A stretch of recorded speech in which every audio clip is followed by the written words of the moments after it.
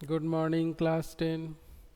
हम लोग साना साना हाथ जोड़ी यात्रा वृतांत को पढ़ रहे हैं और पिछली कक्षा में हम लोगों ने पृष्ठ संख्या 27 तक जो दूसरा पैराग्राफ है वहाँ तक पढ़ा था। तो चलिए पाठ को आगे बढ़ाते हैं। लेखिका उस सारे दृश्य को अपने भीतर समा लेना चाहती हैं। आगे बढ़ते हैं। तभी दिमाग में कौंधा कि मिल्टन ने ईव की सुंदरता का वर्णन करते हुए लिखा था कि शैतान भी उसे देखकर ठगा सा रह जाता था और दूसरों का अमंगल करने की वृत्ति भूल जाता था। मैंने मणि से पूछा, क्या उसने पढ़ी है मिल्टन मिल्टन की यह कविता? पर मणि उस समय किसी दूसरे ही सवाल से जूझ रही थी। वह एकाएक दार्शनिकों की तरह कहने लगी, ये हिम शिखर जल स्तंभ हैं पूरे एशिया के। ये हिम शिखर क्या है? पूरे एशिया के जल स्तंभ है, यानी इन्हीं के पिघलने से नदियों को जल प्राप्त होता है और वे नदियां हमारा पोषण करती हैं।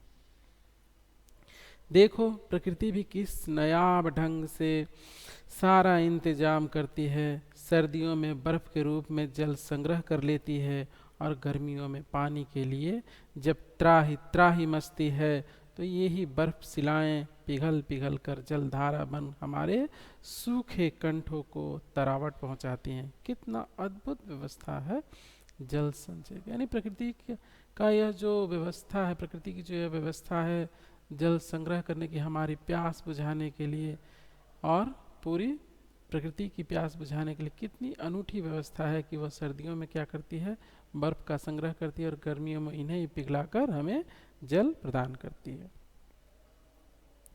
मणि ने अभिभूत हो माथा नवाया, जाने कितना ऋण है हम पर इन नदियों का। यह सत्य कहा मणि ने, इन नदियों का ऋण इतना है कि हम कभी उससे उऋण हो ही नहीं सकते। इन हिम शिखरों का और उन हिम शिखरों का जिनसे ये नदियां हैं उनके भी हम कभी उऋण नहीं हो सकते। संसार कितना सुंदर, स्वप्न जागते उन लम्हों में मैंने सोचा, पर तभी उदासी की एक झीनी सी परत मुझ पर छा गई। उड़ते बादलों की तरह पत्थर तोड़ती उन पहाड़ियों का ख्याल आ गया।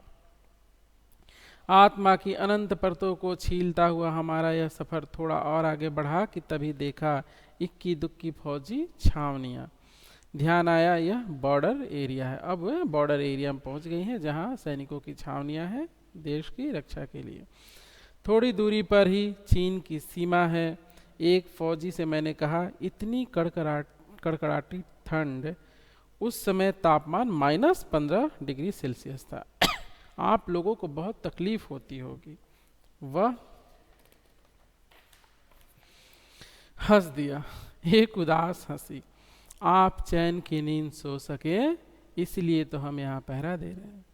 यह परम सत्य है। उन सैनिकों का, जो हमारे सैनिक हैं, उनके योगदान को हम नकार नहीं सकते, चाहे हम जितना भी मन में कुछ भी सोच ले। उन सैनिकों के योगदान को हम नकार नहीं सकते कि वे वहाँ जागते हैं, इसीलिए हम यहाँ पर चैन की नींद सो पाते। तो उन्हें तहे दिल से हमारा सलाम, उनके योगदान को सलाम, ये हमें मानना चाहिए। ये उनका हमारे ऊपर ऋण ही है कि वो इतनी कठोर परिस्थितियों में भी कितने कष्टों को सहते हुए वहीं पर डटे रहते हैं ताकि शत्रु हमारे देश की सीमा को लांघ न सके और हम सुरक्षित रहें। तो उन्हें प्रणाम है हमारा। फेरी भेटुआ फिर मिलेंगे, इसका मतलब होता है फेरी भेटुआ का मतलब, माफ कीजिएगा, भेटुला का मतलब होता है फिर मिलेंगे। कहते हुए जितेन ने जीप चालू कर दी। थोड़ी देर बाद ही फिर दिखी एक फौजी छावनी जिस पर लिखा था, we give our today for your tomorrow. मन उदास हो गया, भीतर कुछ पिघलने लगा। महानगर में रहते हुए कभी ध्यान ही नहीं आया कि जिन बर्फीले इलाकों में बैसाख के महीने में भी 5 मिनट में ही हम ठिठुरने लगते थे, हमारे ये जवान पौष और माघ में भी, जबकि सिवाय पेट्रोल के सब कुछ जम जाता है, तैनात रहते हैं।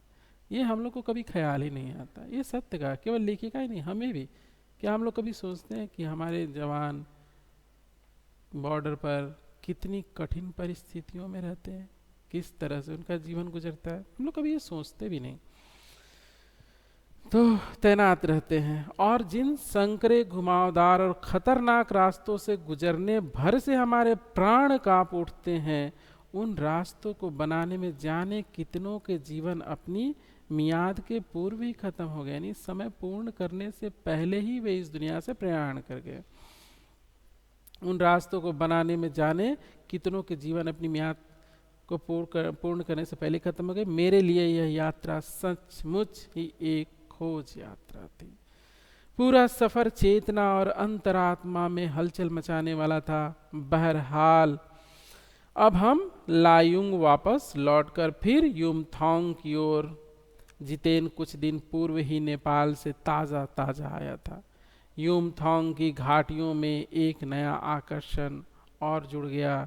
ढेरों ढेर प्रयुक्ता के और रोडेंड्रो के फूल। जितेन बताने लगा, बस 15 दिनों में ही दिखेगी, क्या होगा ये देखिएगा, पूरी घाटी फूलों से इस कदर भर जाएगी कि लगेगा फूलों की शेष सजी हो। यानी बस 15 दिन, उसके बाद यह पूरी घाटी फूलों से लद जाएगी, सज जाएगी, फिर इसकी सुंदरता देखते ही बनेगी।